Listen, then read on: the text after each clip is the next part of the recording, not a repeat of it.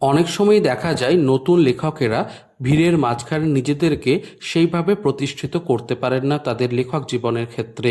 হ্যাঁ, এমনটা দেখা যায়, কিন্তু ভালো বইগুলো একটু প্রচার পেলে, অবশ্যই লাইমলাইটে আসলে কিছুটা আমার মনে হয় উপকার হয় বই কি।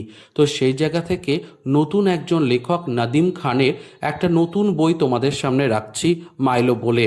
এই বইটি বেশ কিছু সময় আগেই আমার হাতে এসেছিল, আর আসা মাত্রই আমি একটি শর্টস ভিডিও করে তোমাদের সামনে জানিয়েছিলাম। বইটা তখনই পড়ে নিয়েছিলাম। তারপর মনে হলো যে এই বইটাকে নিয়ে আরও একবার বসার জায়গা রয়েছে, কারণ লং ভিডিওতে বইয়ের গল্পগুলো নিয়ে আলোচনা করা যায়, সেটা একটা বাড়তি সুবিধে। বইটা সম্পর্কে প্রথমে বলে নিই। বইটা এসেছে পেপারব্যাকে। বইটা এসেছে প্রোজ প্যালেট নামক একটি প্রকাশনী সংস্থা, যেটা পালক প্রকাশনের একটি অংশ।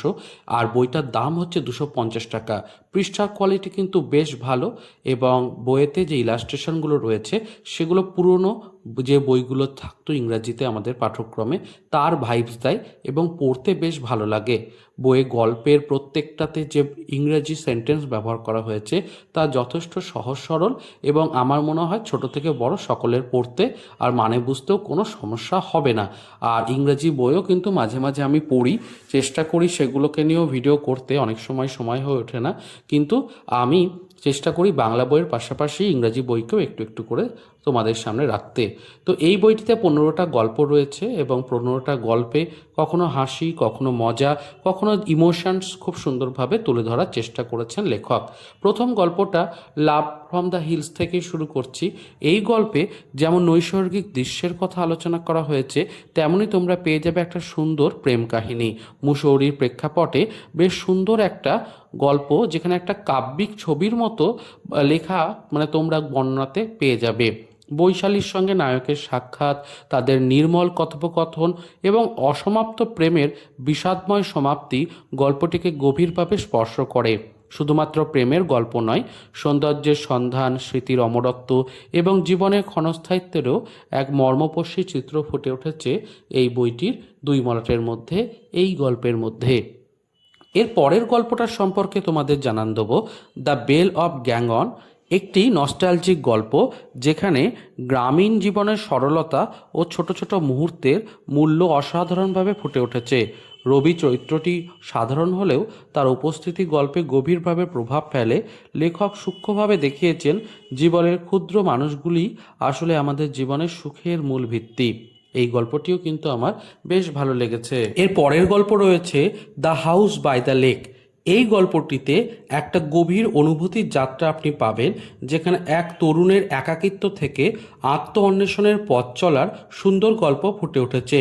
লেখক সূক্ষ্মভাবে প্রকৃতির বর্ণনা এবং অপরদিকে সেই ছেলেটির মানসিক অবস্থার মধ্যে একটা সেতুবন্ধন রচনা করতে চেষ্টা করেছেন, এবং বিশেষ করে ভার্মা দম্পতির অতীত জীবনের ছায়া, তাদের ভালোবাসার স্মৃতি গল্পটিকে আরও আবেগপ্রবণ ও গভীর করে তুলেছে।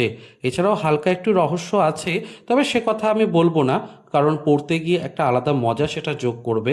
এছাড়াও এ সামার আফটারনুন এবং তারপরে দ্য পন্ড গল্পটা বা স্টোরি অফ তানিস, এই গল্পগুলো কিন্তু বেশ সুন্দর, বন্ধুত্বের একটা আলাদা সংজ্ঞা দেয়। তো সেই জায়গা থেকে আমার মনে হয় এই গল্পগুলো তোমরা পড়তে পারো, তোমাদের কিন্তু ভালোই লাগবে। চলো আরও কয়েকটা গল্প নিয়ে আলোচনা করে নিই। The ghost of the palace বই গল্পটা কিন্তু আমার বেশ ভালো লেগেছে। এই গল্পে বালা আঙ্কেল নামে একজনকে দেখানো হয়েছে, যে গ্রামের একটি ভৌতিক বাড়িতে রাত কাটানোর জন্য সিদ্ধান্ত নেবে, এবং তারপরে গল্পের কথক এবং সেই বালা আঙ্কেল মিলে সেখানে গিয়ে কী অভিজ্ঞতা হলো তা নিয়ে একটা বেশ জমজমাট গল্প। এই গল্পটা কিন্তু বেশ আমার মনে ধরেছে, তোমরাও পড়ে নিতে পারো, ভালো লাগবে আশা রাখছি। তবে গল্পের বইটাতে অনেক ভালো জিনিস থাকলেও কিছু খারাপ জিনিস রয়েছে। যেমনটা একটা কারিগরির দিক নিয়ে বলি, পেপারব্যাক বইয়ের একটা সমস্যা হচ্ছে বইগুলো যখন খুলে পড়া হয়, একটু হাত সরে গেলেই আবারও একদম গুটিয়ে সে প্রথম অবস্থায় চলে যায়। এটা কিন্তু হার্ড কভার বইয়ে হয় না। পেপারব্যাক বইয়ে এই সমস্যার জন্য কিন্তু আমার যে কোনো পেপারব্যাক বই পড়তেই একটু অসুবিধা বোধ করি, এবং পেপারব্যাক বই বার কত পড়ার পর এরকম ডোঙার মতো শেপ আকার ধারণ করতে থাকে, মাঝখান থেকে ছিঁড়ে যাওয়ারও ভয় থাকে। এই সমস্যাটা কিন্তু এই বইটার ক্ষেত্রেও রয়েছে। আর একটা যে গল্পর বিষয়ে বলবো, প্রত্যেকটা গল্প পড়ার সময় প্রথম দিকে মূল ঘটনায় আসতে কিন্তু একটু সময় লেগেছে। এটা তোমরা যখন বইটাকে পড়বে তোমরাও লক্ষ্য করবে, প্রথম 2-3 পেজ কিন্তু একটু ডেসক্রিপশন, বর্ণনা এই জায়গাগুলোতে চলে যাচ্ছে, তারপর মূল ঘটনাটা আসছে। এইটা অনেক সময় পাঠক কিন্তু ধৈর্যচ্যুতি ঘটতে পারে। এই ছোট্ট জায়গাটা একটা মনে হয়েছে আমার। তবে এই দুটো বিষয় ছাড়া সেভাবে আমার বইটা নিয়ে কোনো অভিযোগ নেই। বইটার গল্পগুলো খারাপ নয়, যথেষ্টই ভালো। প্রত্যেকটা গল্পই তাদের নিজস্ব জায়গা থেকে, নিজস্ব পয়েন্ট অফ ভিউ থেকে কিছু শিক্ষণীয় জায়গা রেখেছে, এবং রাস্কিন বন্ড যেরকম করে লিখতেন সেই ছোঁয়াটা, সেই আদলটাকে কোথাও গিয়ে পেয়েছি। আর মুসৌরি এবং ঠান্ডা জায়গায়, পাহাড়ের জায়গার গল্প বেশি আছে, সেটাও কিন্তু গল্পে একটা আলাদা এসেন্স যোগ করে। বইটা আদ্যপ্রান্ত এমনিতে পড়তে ভালোই লাগবে তোমাদের, তোমরা সংগ্রহ করতে পারো। কিভাবে সংগ্রহ করবে সবটাই কিন্তু নিচে ডেসক্রিপশন বক্সে আমি দিয়ে দিলাম। ডিটেলসটাকে ফলো করলে এই বইটাকে তোমাদের অবশ্যই পারচেস করে নিতে পারো, এবং পড়ে তুমি জানাতে পারো যে তোমার কীরকম লাগলো।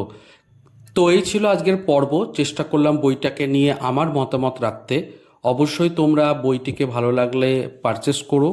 আর এই ভিডিওটিতে আমার উপস্থাপন এবং গল্পগুলো নিয়ে আলোচনা ইত্যাদি যদি ভালো লেগে থাকে, চ্যানেলটাকে সাবস্ক্রাইব করে দিও।